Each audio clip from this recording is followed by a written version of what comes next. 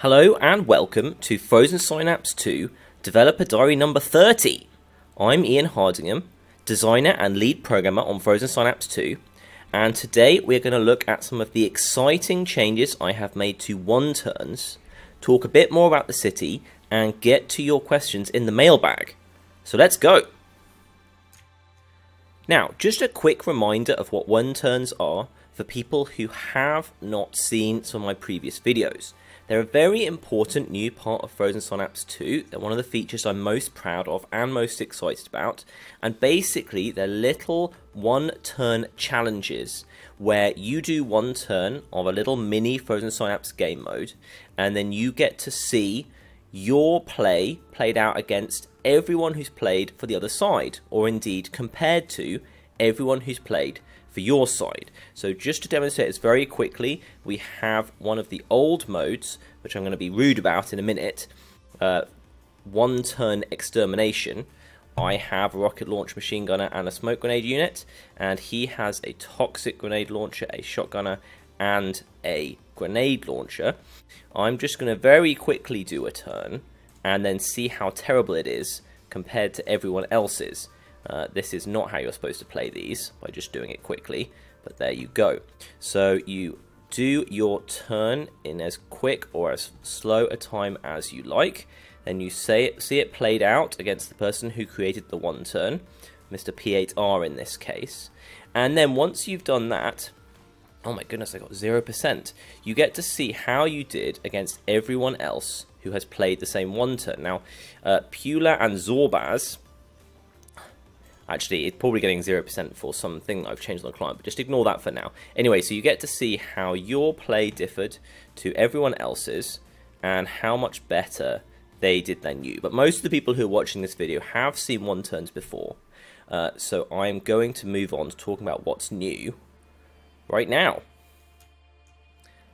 Now, for a bit of context, let's have a look at something Malk Neuro, one of our great closed beta testers, said on the thread where I introduced some of the changes I was making. He said, "I'd be interested to see what changes are coming. I feel that one turns are awesome, but there is still some hard to define magic missing." And I happen to completely agree.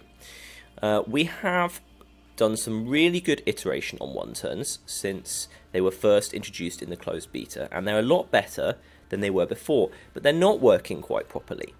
The idea with these is that you log on to Frozen Synapse 2 and you just start playing one turns, and they're so addictive and compelling, you just keep playing them and you can't stop. And haven't quite got there yet, but I think that some of the work I did over the weekend has made a big difference. Now, what we are currently looking at is the one turn I just played using the old one turn extermination mode. Now, I'm going to talk about a few game design aspects here. So there are a couple of things that are very pertinent here. The first is that game design is about the choices that you have to make and the choices that you don't have to make. You give someone too few choices, like in Noughts and Crosses, it's not a very interesting game. You give people too many choices and it's overwhelming and it's not fun. It's difficult. It's very hard work for the human brain to be exposed to a very complicated tactical situation and immediately have to do something with it. And that is a problem that we have right here. We have 3 guys, he has 3 guys, there are 8 seconds, and almost anything can happen. I've got no idea what his 3 guys are going to do. He's got no idea what my 3 guys are going to do. I have too little context to help me start making decisions easier. And this brings me to the second point, which is that you can have a very complicated game, but in order to draw people in and make it very addictive, the game has to be simple at the beginning and lead you down the path of getting into the situation until your brain is fully ready to deal with all of the complexity that's on offer. So, to demonstrate a game that does that particularly well, let's go to my old friend Bridge. And here is my favourite Bridge client, Bridge Baron. Now, Bridge, I'm not going to explain the rules of Bridge, but I will explain to you how every hand is very exciting when you first pick it up, and how the game itself draws you into what is a very complicated game. Now, at the end, this is the bidding sequence of Bridge, and at the end of the bidding sequence, we will start playing tricks until all the cards are used up, and that is quite complicated. If you throw someone straight into that situation, as Whist does, it can be difficult for your brain to really get into it quickly, and it's nowhere near as addictive as what Bridge does. So first you get your hand. Getting your hand is very exciting. Maybe you've got a really good one, and that's really cool. So first you have a really addictive feeling of something new, something really good could happen. The next thing you have to do is count your points. 4 points for an ace, 3 for a king, 2 for a queen, and 1 for a jack. This is a really, really easy but quite exciting thing to do. So immediately you've been given something straightforward to do that leads you into the hand. After you've counted your points and evaluated your hands in other ways, you have a linear bidding sequence. As we can see here, West has passed, North has bid 2 spades, East has passed, and now it's my turn to bid. There could have been any number of different bidding sequences that happened before it was my turn, and everyone would give me different information about the hand. For instance, I don't see all of North's cards, but I know he has 6 spades and between 5 and 10 points. Everything is getting limited down and giving me more limited decisions, even though my actual sort of possibility space is very large. I'm going to pass this bid.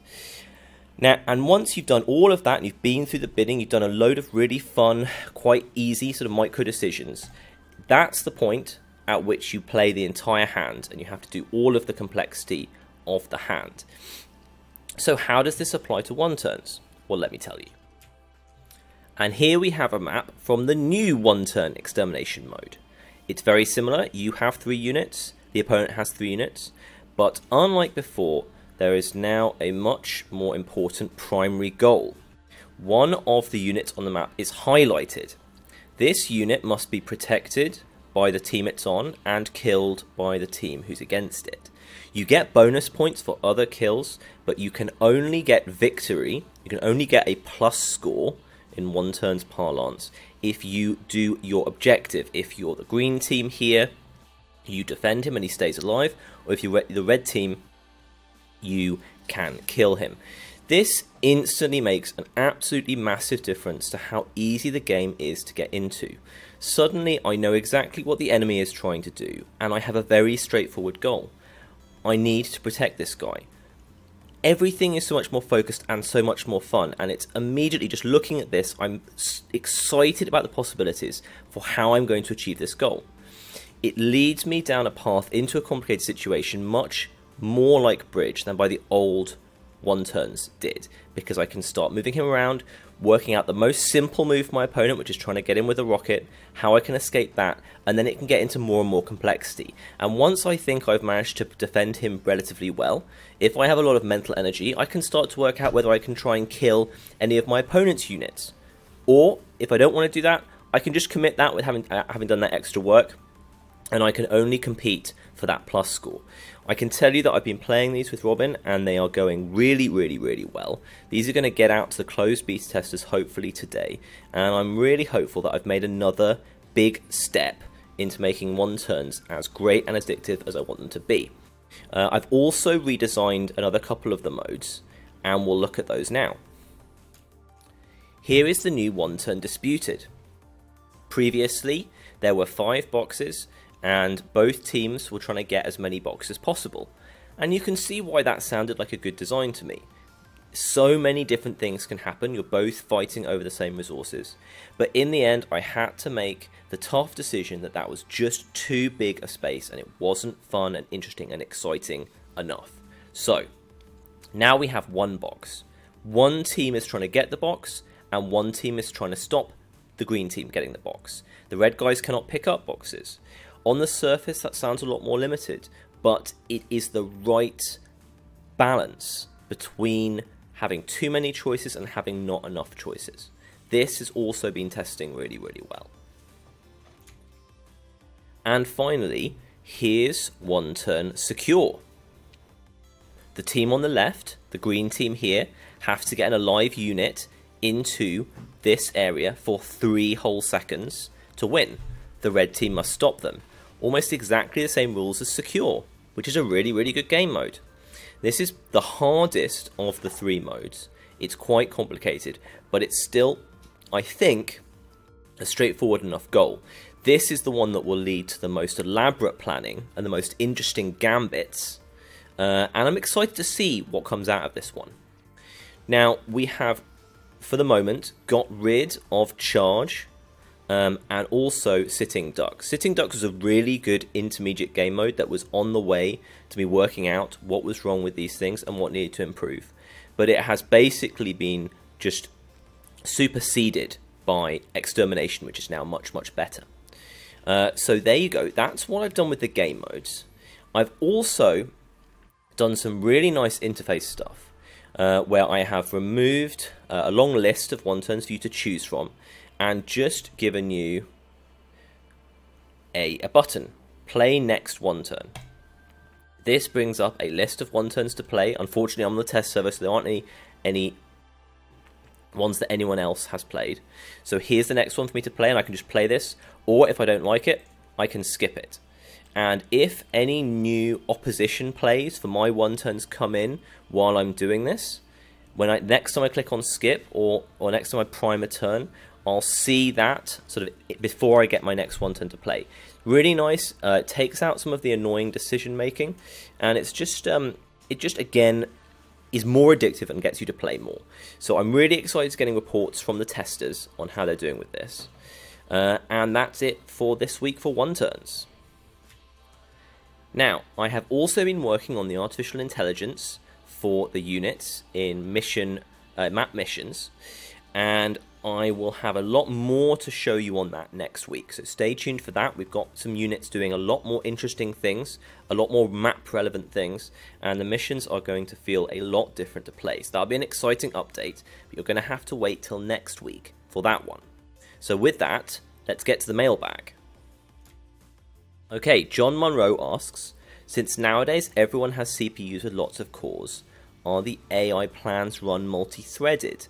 The AI is run threaded to a certain extent, but nowhere near enough to really take advantage of multi-cored CPUs. The problem is that half of the AI calculations can be done threaded, but there's a bit where we have to start running simulations, which has to happen on the main thread because of the technology I'm using, because it's a bit of an old engine. I'm going to look in to see whether I can use more threads for that first half. Maybe I could look into moving some of the other stuff off the main thread. It's a bit of a thorny issue. Oskiller asks, looking good, are you planning to alter the AI for different difficulty levels? He also asks if I'm weighing the potential outcomes towards better or worse before selecting it, and he also asks about threads. I probably am not altering the AI for different difficulty levels, but I am altering the AI depending on which faction it is. So the factions will have different personalities, hopefully, and some of them will be worse, basically. Jordan FIRF asks if visual overhaul, as with FS Prime, would be possible for FS2. Well, we have actually worked quite hard to make the game look like this, so I'm not really thinking about visually overhauling it right now, but I'm glad you liked FS Prime. I personally prefer how this game looks. Ryan Mullins says, would it be possible to have an observer mode where you see the AI fight each other? It's a really, really nice idea, and it's something that I put into the Frozen Cortex expansion, Frozen Cortex Manager. It's something I would look at quite possibly post full release. I think it's sort of part of like making FS2 a really, really big simulation that would be really awesome, but I've got so many things to do right now that I don't think I'll get to it very soon. It's a really nice idea. Garish Lights says he liked the stuff about the AI. He asks how the dark mode AI works. Does it take more resources to calculate? And yeah, I will reiterate that so far the dark AI is just the same as the light AI, in that the AI can actually see where you are even though you can't see where they are, which kind of basically works okay. It wouldn't be that hard to have there be some uncertainty about where you are as well, and I will definitely look to add that It's on my sort of long-range to-do list. And finally, Jeroen asks, is a 2017 release still in sight? Well, we continue to talk about everything internally, and what we think we are going to do right now is launch an open paid beta on our own website at the beginning of December this year, and then look to release the full version maybe in April next year. That's our current plan. That's not an official announcement. I'm just sharing with you guys where we're at. If you buy the game in beta through our own website, you will get a Steam key on release. That's basically exactly what we did for Frozen Cortex, and it worked fairly well there. We think with a game as complicated and as sort of interestingly conceptual as this, we need an open paid beta period to get a lot more feedback from paying people, hopefully get a couple of thousand people to buy the game, really put it through its paces and work out what isn't working, what we haven't done right, and what I've missed out.